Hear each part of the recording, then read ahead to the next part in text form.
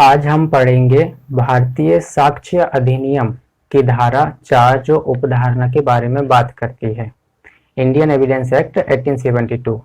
Presumption क्या होता है, सेक्शन 4 को समझने से पहले एक्सप्लेनेशन के साथ में हम समझने की कोशिश करेंगे। प्रिजम्पशन है क्या? एग्जाम्पल के लिए कई बार क्या होता है कि साइड में पड़ोस में झगड़ा होते रहता है, तो कभी अगर झगड़ा होता है तो हम ये प्रिजम्पशन करते हैं कि अरे हो रहा होगा उनका, मतलब कि आपकी इतनी क्षमता होती है कि आवाज को सुनकर आप समझ जाते हैं कि साइड में ही झगड़ा हुआ है, मतलब आप उस चीज को प्रिज्यूम करते हैं। तो ये भी एक प्रिजम्पशन है। लेकिन सेक्शन 4 में किसकी बात की गई है? सेक्शन 4 में भी प्रिजम्पशन है, लेकिन यहाँ पे हमारी नॉर्मली नहीं है, यहाँ पे कोर्ट प्रिजम्पशन करता है। एग्जाम्पल के लिए कोई मामला कोर्ट में जाता है तो कोर्ट दोनों पार्टी में से किसी की भी ओर से प्रिजम्पशन कर लेता है। एग्जाम्पल के लिए मारपीट का मामला है, एक पर्सन को मारा गया, वो कोर्ट में गया और अक्यूज्ड भी आया।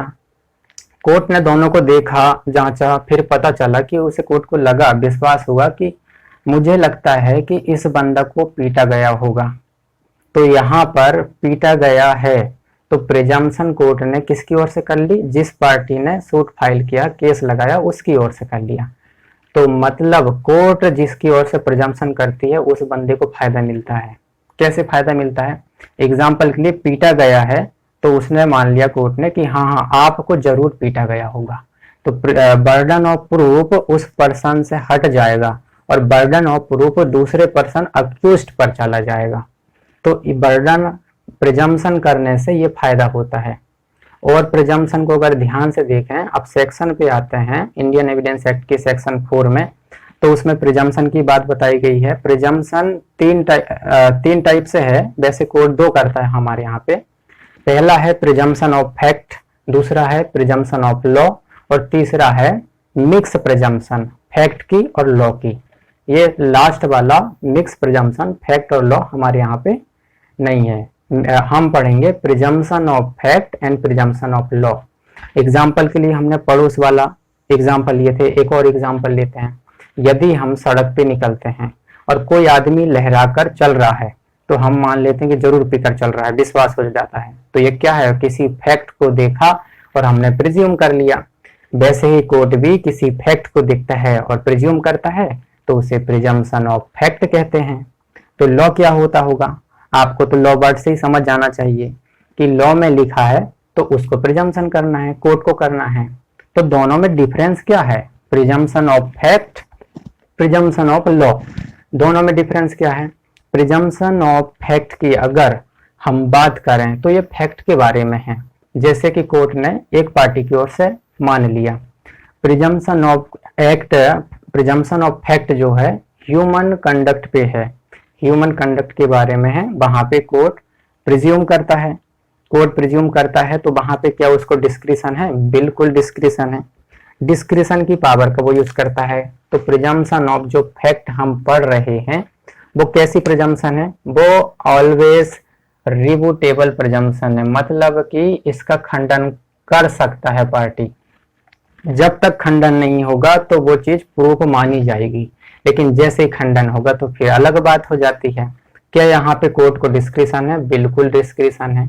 क्या बाउंड है? नहीं, वो डिस्क्रिशन है। वो यू चाहे तो प्रिजम्पशन कर ले फैक्ट के बारे में, चाहे तो प्रिजम्पशन ना करे फैक्ट के बारे में। आगे पढ़ते हैं कि इसे क्या बोलते हैं। तो अगर हिंदी में देखा जाए तो इसे उपधारणा कर सकेगा वर्ड का इस्तेमाल किया गया है, और इंग्लिश में देखा जाए तो इसे मैं प्रिज्यूम वर्ड से जानते हैं। मैं प्रिज्यूम का मतलब चाहे तो कर ले, चाहे तो ना करे। सेक्शन की बात करें तो आप एक बार मिला लीजिएगा, मैं सेक्शन तो बता देता हूं, फिर भी आप एक बार देख लीजिएगा।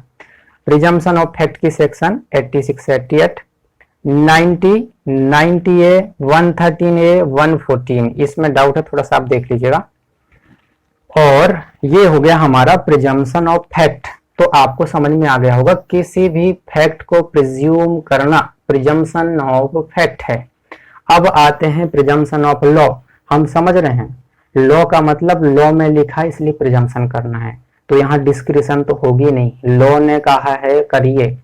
प्रिजम्पशन करिए, तो कैसी कैसी प्रिजम्पशन हो सकती है। हमने तो यहाँ पे प्रिजम्पशन ऑफ फैक्ट में एक ही पढ़ा था, रिबूटेबल, जिसका खंडन हो सकता है, कोर्ट ने कुछ माना उसका भी हम खंडन कर सकते हैं। यहाँ पे कौन कौन सी होती है, क्या यहाँ पे रिबूटेबल होती है, प्रिजम्पशन ऑफ जो लॉ है क्या वो रिबूटेबल है, तो बिल्कुल रिबूटेबल है। रिबूटेबल है तो क्या नॉन रिबूटेबल नहीं है, नॉन रिबूटेबल भी है, दो टाइप्स की होती है, एक रिबूटेबल और एक नॉन रिबूटेबल। रिबूटेबल जिसका खंडन किया जा सकता है, सेल्फ प्रिज्यूम नाम से जाना जाता है उसे, सेल्फ प्रिज्यूम है, कोर्ट एक बार मान लेता है, लेकिन जब तक आप उसे डिस्प्रूव ना कर दो तब तक वो चीज बनी रहती है। ये सेक्शन कहाँ पे है, सेक्शन देखा जाए तो इसे पहली बात तो किया जाता है, रिबूटेबल को खंडन किया जा सकता है उसका, इसे क्या बोलते हैं, विधि की खंडनीय उपधारणा। इसे किस वर्ड से इंग्लिश में जानेंगे, सेल्फ प्रिज्यूम, मतलब हिंदी में क्या होगा इसका मतलब, उपधारणा करेगा। यहाँ पे क्या था, कर सकेगा, यहाँ पे करेगा, मतलब बाउंड है यहाँ पे। और इसमें दूसरा पॉइंट है कौन सा, नॉन रिबूटेबल, जिसका खंडन नहीं हो सकता है, मतलब जिसे तोड़ा नहीं जा सकता है, तो उसे क्या कहेंगे, कंक्लूसिव प्रूफ, जो सेक्शन 41, 112 और 113 में है। कंक्लूसिव का मतलब होता है जब एक चीज प्रूफ कर दो तो दूसरे को कोर्ट अपने आप प्रूफ मान लेता है। एग्जाम्पल के लिए कि पति पत्नी है, तो अगर पति पत्नी की शादी हुई है, ये प्रूफ हो जाता तो शायद आगे जो बच्चा उन्हीं का होगा, तो ये कंक्लूसिव प्रूफ माना जाता है, इसे कंक्लूसिव प्रूफ माना जाता है और इसे एविडेंस को देकर भी तोड़ नहीं सकते हैं। लेकिन वो बता सकता है कि हमारे जो कंडीशन है, आप पढ़ेंगे 112 को तो पता चलेगा कि अगर उनके बीच में तलाक के बाद भी 280 दिन के भीतर वाली जो कंडीशन है उसे आप पढ़िएगा 112 में, तो बोला गया है वो अगर के बता दे कि हम संपर्क में नहीं रहे हैं, तो इससे वो अपनी बात को प्रूव कर सकता है, मदद मिल सकती है उसे। तो इस बात को आप ख्याल से पढ़ लीजिएगा। अब थोड़ा सा प्रिजम्पशन ऑफ फैक्ट और लॉ में डिफरेंस क्या ये बता देते हैं। पहली बात तो ये फैक्ट के बारे में है, दूसरा बात प्रिजम्पशन ऑफ लॉ के बारे में है। प्रिजम्पशन ऑफ फैक्ट केवल एक टाइप की है, रिबूटेबल। प्रिजम्पशन ऑफ लॉ दो टाइप की होती है, रिबूटेबल भी होती है, नॉन रिबूटेबल। रिबूटेबल को किस नाम से जानते हैं, तो रिबूटेबल का नाम होता है सेल्फ प्रिज्यूम।